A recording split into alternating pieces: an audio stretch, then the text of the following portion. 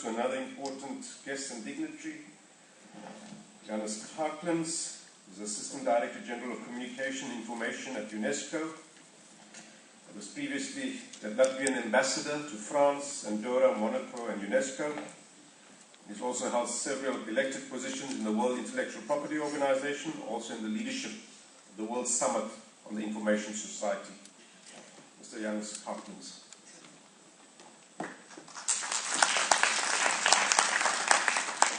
So thank you. I understand that I'm standing between you and the coffee and tea, which is waiting outside.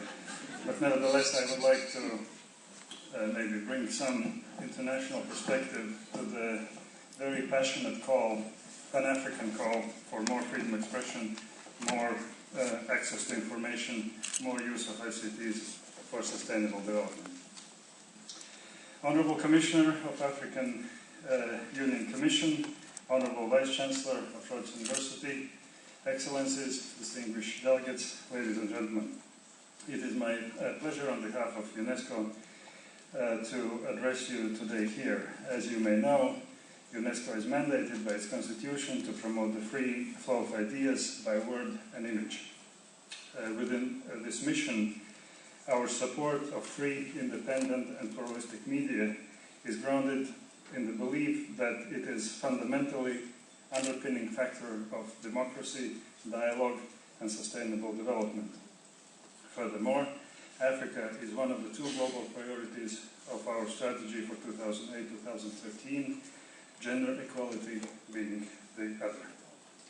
Access to information and journalism education have a critical bearing upon both. The discussions to take place during the Pan-African Conference on Access to Information and the Highway Africa Conference are therefore of central importance to our organization.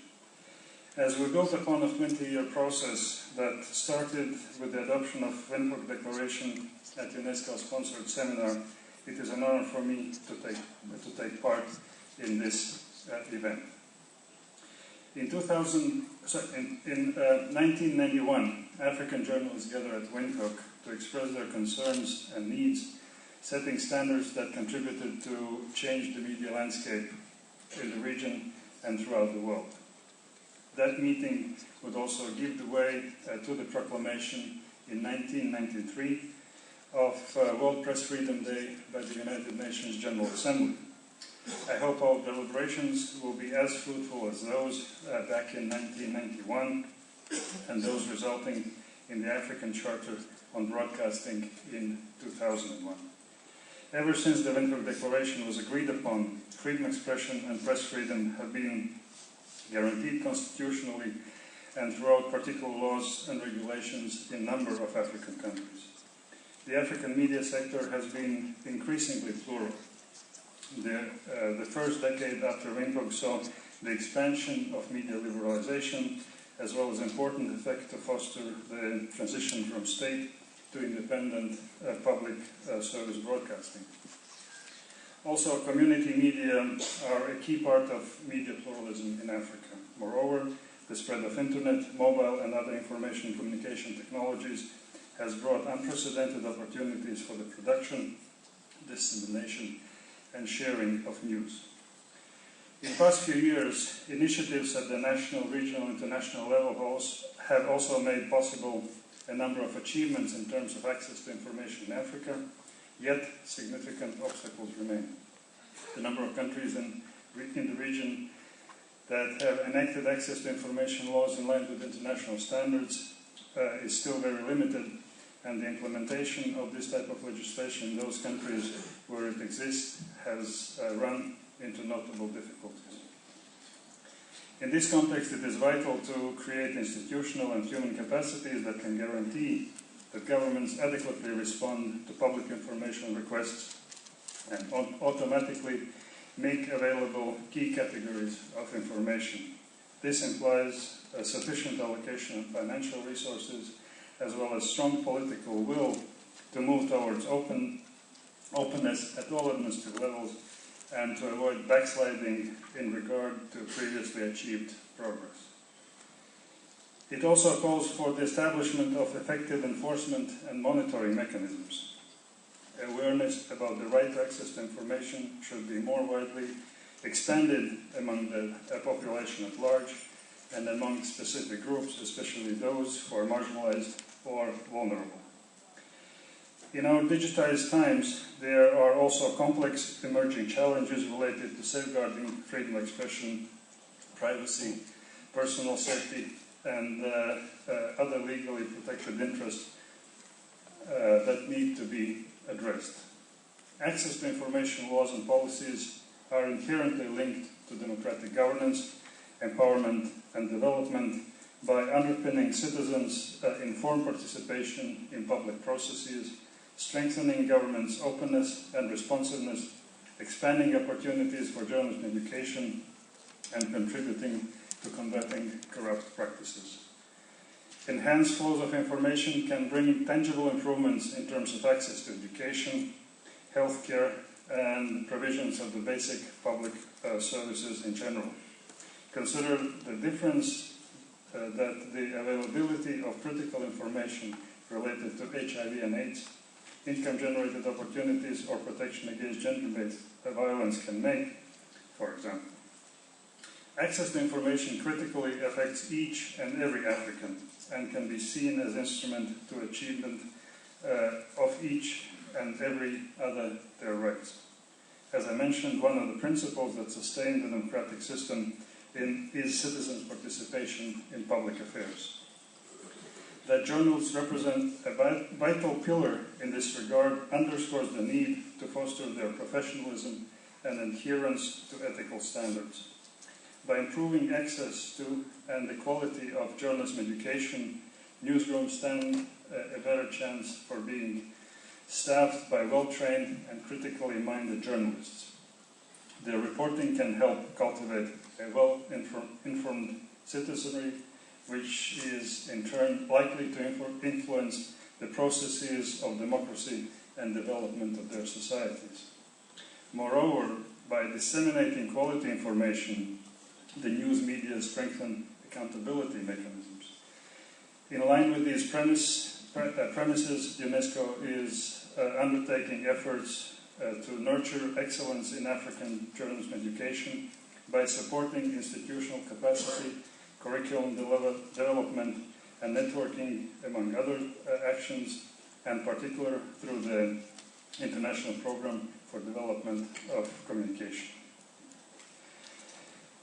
Also relevant to stimulating effective participation in democratic and governance processes are challenges of a different kind. Free, independent and pluralistic media, internet and ICTs can greatly facilitate access to information. However, there is still much to do in terms of furthering their reach in Africa. In addition, besides a few promising initiatives, in general, not sufficient attention has been given to media and information literacy in the region. UNESCO is working closely with African partners in this area, understanding that the impact of access to information is magnified exponentially when citizens have the competencies, for instance, as knowledge, skills, and attitude to critically and effectively engage with the media, internet, and other information providers. Ladies and gentlemen, connecting the themes of both conferences that bring us here I now invite you to reflect on how access to information, along with journalism education, can be pivotal for African media's role in meeting the global sustainability challenges. The channeling information back and forth between policymakers and citizens, media can facilitate the collaborative design of sound climate change adaptation and mitigation strategies. Moreover, media can demand government and private sector accountability on environmental matters. As we heard, there are a lot of going on in this field also in the industry. Media are uniquely prepared to disseminate life-saving information before, during, and after natural disasters or in a food crisis context. However, for media to fulfill these functions, their timely access to accurate information and the support of a strong system of journalism education has to be in place. This presupposes the elimination of legal obstacles to the disclosure of information on issues at the core of sustainable development. Capacity gaps also have to be filled for governments to supply such information, for the public to demand it, for journalists to produce quality reports on related topics. As we commemorate the adoption of the Windhoek Declaration, let us also keep in mind that the next year marks the 20th anniversary of the Rio Declaration on Environment and Development, which enshrined the access to information, public participation, and access to justice on environmental matters in its Principle 10. Considering that furthering both access to information and media role towards ensuring sustainable development in Africa are interlocking goals, I encourage the delegates from both conferences to provide their feedback on the draft African platform on access to information. I would like to conclude by thanking Windhoek Plus 20 campaign for their commendable initiative, as well as those who took part in organization of the event that convened us here. And of course, I'm grateful to everyone in audience for their contribution to the cause in advancing access to information in Africa. And I would like to end by thanking personally Professor Guy Berger, who is one of the organizers of these events, and I would be very glad to welcome him at the beginning of November at UNESCO, where he will be enlarging his scope of activities from combating and advocating for access to information, freedom of expression in Africa. He will be doing on behalf of UNESCO in the rest of the world as well. Thank you.